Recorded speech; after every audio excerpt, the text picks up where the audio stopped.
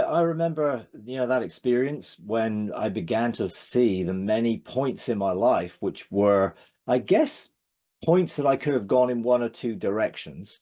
And those were the points when I think my spirit rose up and almost directed me into following the right path rather than what my soul may have taken me into.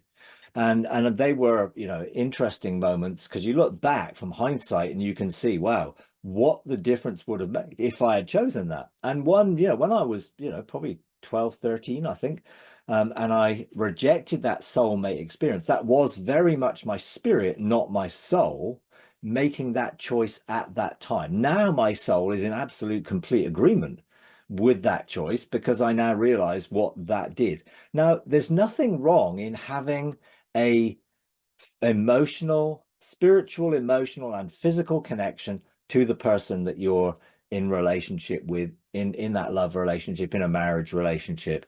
There's nothing wrong with that because it's a correct relationship, which is balance, spirit, soul, body. It's not just the soul driving that.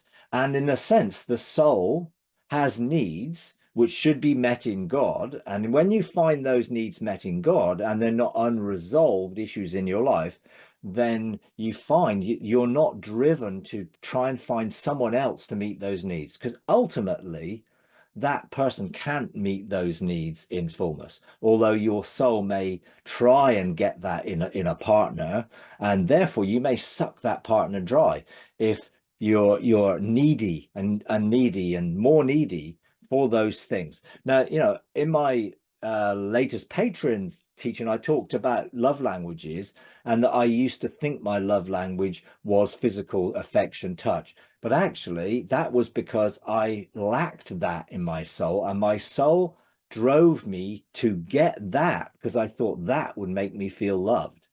And in reality, that isn't my language of love. Quality time is. Now I find that quality time in relationship. I'm not needing it. It is an expression of the relationship that I want to spend time with that person. When this event happened in my life, if I had chosen it at that early age, I think it would have consumed me, and I might have found in that person the things that would have met some of my needs, and then the fact that God could have met my needs may not have been so real. And therefore, God would have probably not met the needs I had because I would have found them in another person. And I think there's a balance, and there's a healthy balance within that relational perspective. In the course, I want to bless someone. I want to meet their emotional needs in the way I can in terms of loving them unconditionally. And there's nothing wrong in that. It's just when the soul is doing that for a reply. So am I doing it to bless the person, or am I doing it because I want something from that person?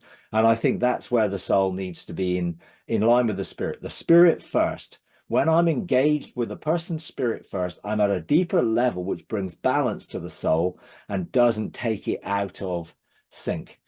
Even so, it's very hard when you're emotionally connected and you're involved. And even in my relationship now, initially it was so much what I was looking for in life, and I was so thrilled with the first love experience.